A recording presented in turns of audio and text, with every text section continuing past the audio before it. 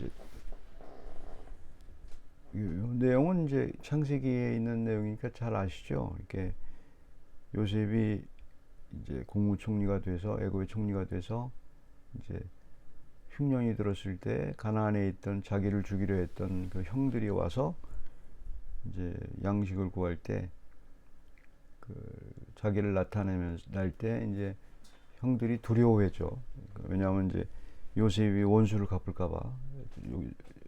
그런데 요셉이 이제 의외로 이제 두려운 그 형들의 마음을 위로하고 이제 괜찮다고 당신들 가족 다 내가 책임지고 잘 하게 해주겠다고 얘기했죠. 근데 한 번만 말한 게 아니고 두 번씩이나 그러죠. 그렇게 얘기했는데 이제 야곱이 이제 장례식을 치른 다음에 아버지 야곱의 장례식을 치른 다음에 이제 형들이 또 불안해서요. 그랬더니 이제 아마 요셉이 이제 아버지가 돌아가셨으니까 이제 우리들한테 진짜 보복할 것 같다 그런 생각이 들으니까 그때 다시 또 위로하는 말씀이 오늘 말씀이에요. 요셉이 그러지 말라고 내가 당신들 자녀들 편안하게 잘 키울 테니까 제발 그렇게 생각하고 있지 말라고 이렇게 위로를 하죠. 그래서 이제 그 내용을 이렇게 보게 되면 이제 예수 그리스도에 대한 내용을 이렇게 알 수가 있어요. 이제 요셉은 이제 예수 그리스도의 그 전에 나타나는 족장 시대의 사람이기 때문에 그 말이 잘 먹히지가 않죠. 두려워하지 말라고 얘기해도 잘 믿질 않죠. 뭐 하나님이 그렇게 말을 해도 잘 믿지 않는 경우가 많아요. 왜 그러냐면 사람의 성격에 따라 다르죠. 성격에 따라 다르죠. 그 모세와 여호수아를 비교하면 모세한테는 뭐 두려워하지 말라는 말을 이렇게 안 했죠. 그냥 모세는 원래 담대하니까 그리고 그 하나님이 안 하겠다고 이렇게 이제 그런 하기 싫은 그런 모습을 많이 보였죠. 자기 말 그런데 이제 그 사람한테는 그런 얘기를 하지 않고 하나님이 다 한다. 너는 그냥 하기만 해라. 이런 위로를 줬죠. 하나님이 위로의 방법이 좀 달라요. 근데 이제 여호수아의 경우에는 이제 조금 심성이 두려워하는 것이 많았던 모양이죠. 그러니까 그 여호수아에서 보게 되면 첫 장부터 그냥 두려워하지 말라고 하나님이 수십 번 얘기를 하죠. 한 번만 얘기한 게 아니고 수십 번 얘기를 하죠. 계속 두려워하지 말라, 놀라지 말라, 내가 너와 함께함이라 계속 얘기하잖아요. 그러니까 이제 사람은 이제 하나님은 사람에 따라서 이렇게 주는 위로가 좀 다르죠. 주는 위로가 다른데, 근데 그 요셉이 요셉이 이제 준 위로가 형들한테는 이제 정확하게 와닿죠. 그들은 이제 요셉이 자기들을 죽일 것, 보통 인간이라면 그 당시 상황이라면 그 당시 상황이 그러니까 지금과 달리 요셉이 자기를 요셉을 죽이려고 했었으니까 그러니까 이제 그 원수를 갚으려고 했는데 요셉이 이제 그러지 않았다는 그런 얘기죠. 그래서 보면 20절에 보게 되면 이제 이런 말씀이 당신들은 나를 해하려 했으나 하나님은 그 선으로 바꾸사 오늘과 같이 많은 백성의 생명을 구원하게 하시려 하셨나니 요셉이 이제 큰 그림이 있었던 거죠.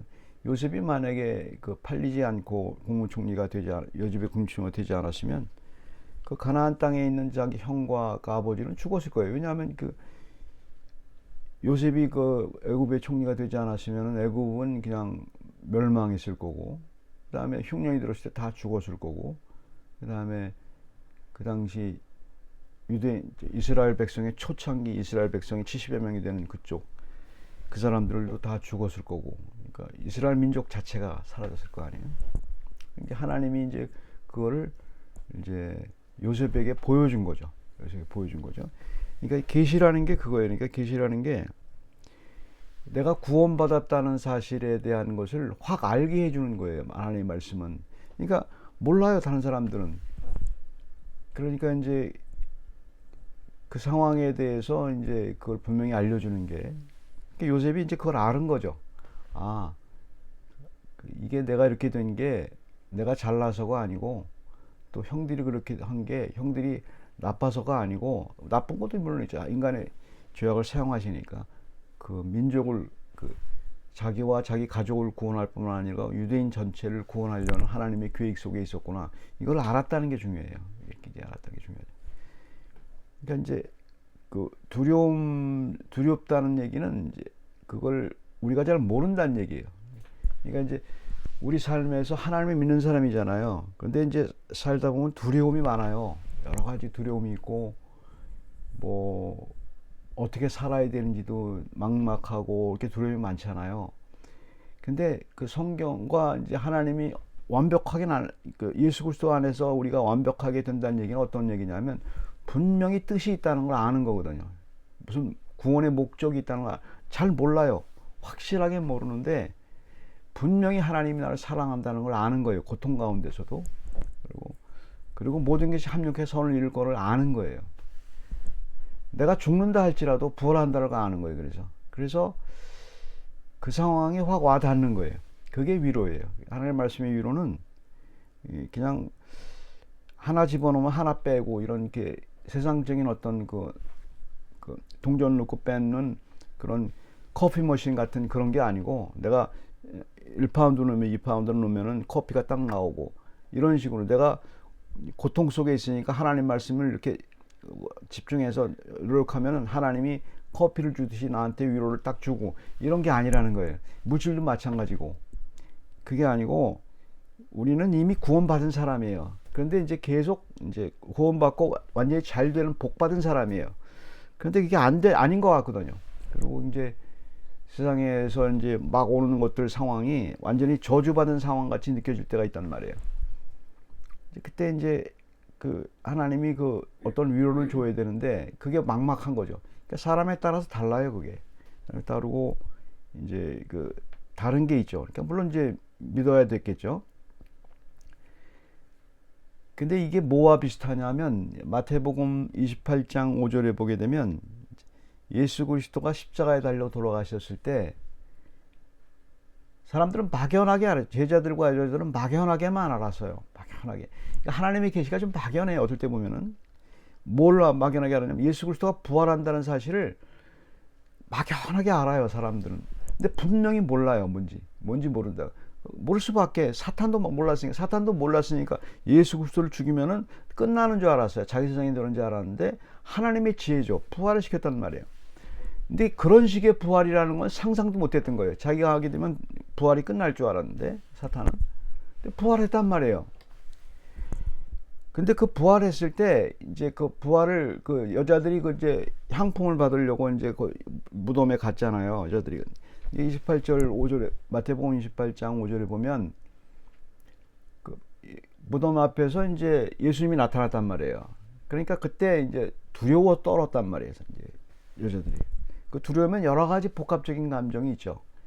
이제 무슨 두려움이 있냐면 막연하게 알았는데 예수 그리스도가 십자가에 달려 돌아가실 때 자기는 사탄과 같은 편이었거든요. 사탄과 같지 않아도 막지도 못했어요. 한마디 말도 못했어요. 부부부 떨고. 예수님 편에 예수님 편에 선 사람은 한 사람도 없었어요. 그렇잖아요. 다 가거나 아니면 멀리서 보기나 했지 절대로 거기서 어떻게 방법이 없어요. 그럴 수밖에 없어요. 하나님이 그걸 다 알아요. 아는 상황이란 말이에요. 그 상황에서 이제 여자들은 두려움이 생기죠. 하나님에 대한 미안함과 두려움이 있죠. 하나님에 대해서도 내가 하나님 편에 서지 못했다는 두려움, 그런 게 있지 않습니까? 그 다음에 그 예수가 유령처럼 보이는 것도 두려움이잖아요. 유령처럼 보이면 안 되잖아요. 진짜 부활했다고 생각하면. 우리는 그런 게 있어요. 그러니까 하나님이 우리에게 믿음이라고 줬는데 죽음도 두려운 이유가 그거예요. 우리가 그런 생각이에요. 죽음이 왜 두려움냐면 부활한다는 걸 알아요.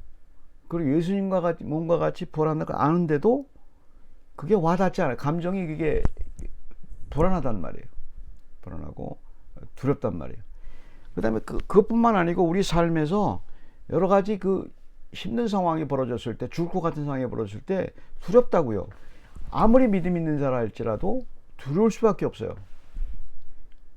그 두려움 그 감정에 대해서 이제 근데 그 재밌는 게 있어요. 그게 어떤 거가 있냐면 하나님은 어떤 분이시냐 하면 우리의 모든 것을 사용해서 합력해서 선을 이룬다는 건 그런 의미예요. 나의 모든 감정, 나의 실수한 것, 나의 죄, 나의 약함, 이런 죄까지도 다 합쳐가지고 나에게 선하게 만드세요. 근데 사탄들은 그걸 어떻게 얘기를 하냐면 죄 짓고 편한 쪽으로 얘기를 해요. 죄 짓고 편하게 살면 되네. 그거는 가짜예요. 이단들이 이거 사용하는 게. 우리는 어쩔 수 없이 죄를 지은 경우가 많고 누구나 그 상황이 되면 그럴 수밖에 없는 상황이 많아요. 그때 굉장히 힘들잖아요. 두렵고 떨리고 아무도 나를 도와주지 않잖아요. 그런데 재밌게도 하나님은 그거를 사용해서 그 사람에게 완벽하게 구원 쪽으로 움직이세요. 그 구원이라는 것이 이 세상에서 느낄 수 있게 해주신단 말이에요. 마취제가 아니고 아무리 뭐가 없어도, 아무리 내가 갖고 싶은 게 없어도 내가 구원이라는 것을 나한테 알려줘요. 이게 구원이구나. 그래서 그 힘으로 사는 거예요. 믿는 사람들은 그 힘으로 사는 거지. 그 세상 사람과 똑같이 없어서 못 살고 있어서 잘 살고 그게 아니란 말이에요.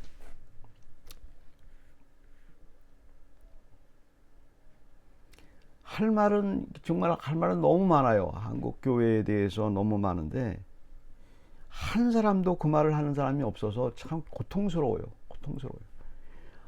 분명히 잘못됐어요. 한국 교회는 정말 잘못됐는데 목사들이 목이 달랑달랑하니까 말을 못해요.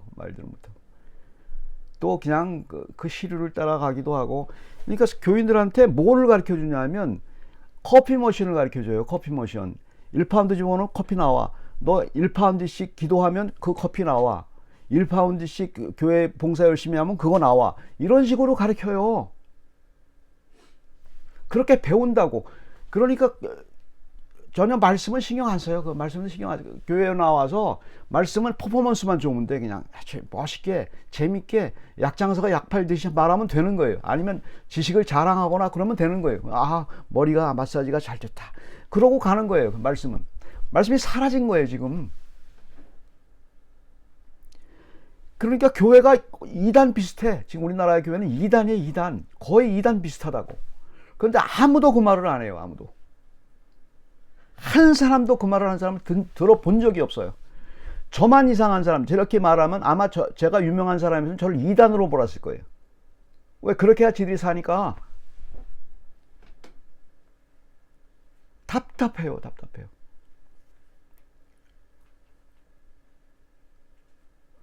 그렇게 할 필요가 없죠. 그렇게. 저희만 잘하면 돼요, 사실. 분명히 하나님은 말씀으로 우리를 위로하게 돼 있고 우리의 슬픔, 고통, 괴로움 이거를 합력해서 선을 이루게 하신 분이세요. 그걸 믿으라는 거예요. 그걸 부활을 믿는 거예요. 그래서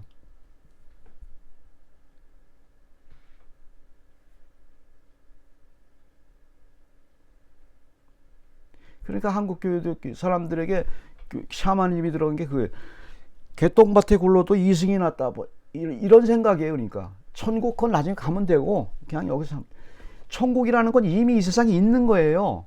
그래서 그걸 체험하게 하는 거예요. 여기서 말씀으로. 근데 그거를 싹 빼고 이 세상에서는 지옥의 좋은 거라도 다 즐기고 그다음에 천국 가면 되지 않아. 이렇게 생각하는 거예요. 그게.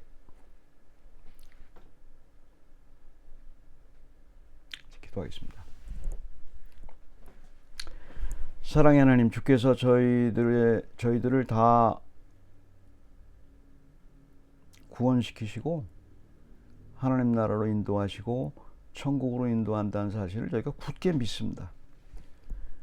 그런데 그 천국은 머나만 나라 같고 지금 이 세상의 삶에서 두려움과 힘듦이 있으면 그것을 마귀가 주는 사탕발림으로 그쪽으로 저희들은 움직이고 있습니다. 그런 마음이 있습니다. 하나님 성령께서 저희들을 지켜주셔서 정말 우리가 보는 그 사탕 같은 그런 세상의 것들 외에 어마어마하게 많은 천국의 세계를 우리가 체험할 수 있게 해주시고 그것을 보고 하나님이 나와 함께 있다고 알게 해주시고 그래서 세상이 다 멸망하더라도 내가 죽더라도 주님이 나와 함께 한다는 그 행복감과 기쁨을 여기서 누릴 수 있게 해주시옵소서. 그래야 하나님의 기쁨을 이 세상에서 살아가는 것 힘이 생기지 않습니까? 저희들에게 그런 기쁨을 주시옵소서. 감사합니다. 예수 그리스도 이름으로 기도드립니다.